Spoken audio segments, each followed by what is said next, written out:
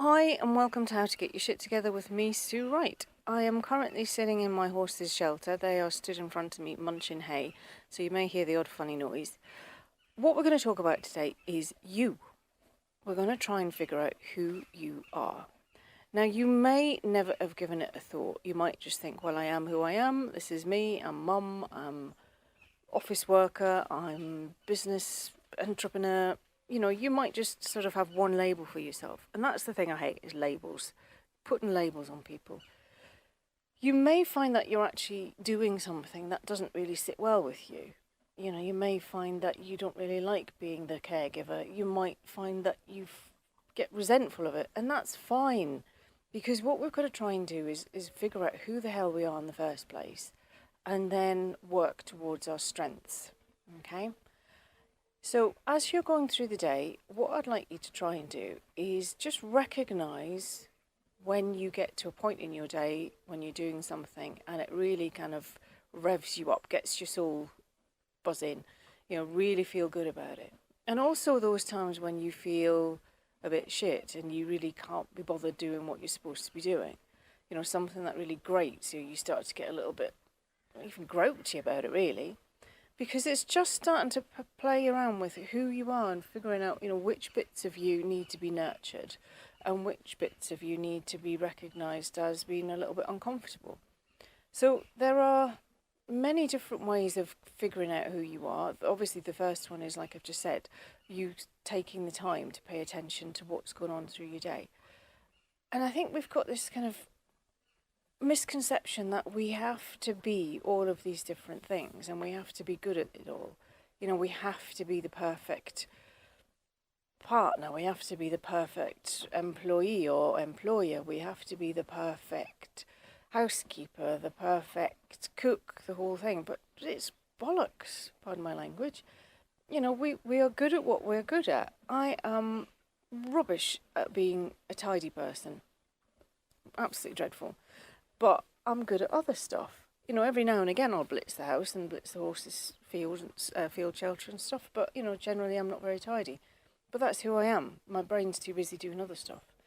So for me, what drives me is using my intellect, my brain, and planning things and getting things in action and, you know, coming up with new products and new courses and stuff. You know, recording these podcasts is a new thing for me, so it's great. It's giving me a buzz. I'm not very good at the static stuff. So once everything's created, I'm really, really rubbish at kind of the day-to-day marketing of it all. And that's not really a very good strategy for a business, so I'm having to give them a butter kick and get on with it. But, you know, we've got things we're good at and things we're not so good at. And it's trying to embrace the things you're good at and build on it. Forget about the stuff that you're not so clever at. That's fine. There's a great book, Now Discover Your Strengths, Buckingham and Clifton. Great book. And they say it's your strengths and your non-strengths. And what businesses do and what schools do and what in general people do is they try and encourage you to improve your weaknesses or your non-strengths. And that's twaddle. You know, what we should be doing is, as they say in the book, is we should be accepting and embracing that you've got things that you're good at, your strengths, and work on making your strengths even stronger. Because we are so unique. All of us are so unique. With the book, you get 5 key strengths.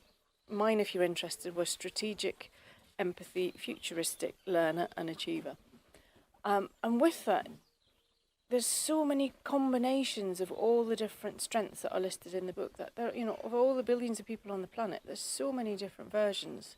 So embrace what you're good at, accept what you're not good at, and just get on with it.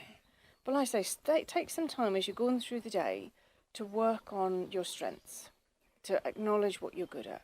Notice when you bump up into things that make you feel uncomfortable as well, because the next podcast we're going to talk about your personas. So what I want you to do, notice when you're happy, notice when you feel challenged in a good way, notice when you feel uncomfortable and challenged in a bad way, and just start to pay attention and get to know yourself. You are more than the label people have put on you. You are you, you're an individual, you're unique, and you're amazing. So go away, practice that, see what you come up with, and I'll talk to you in the next podcast.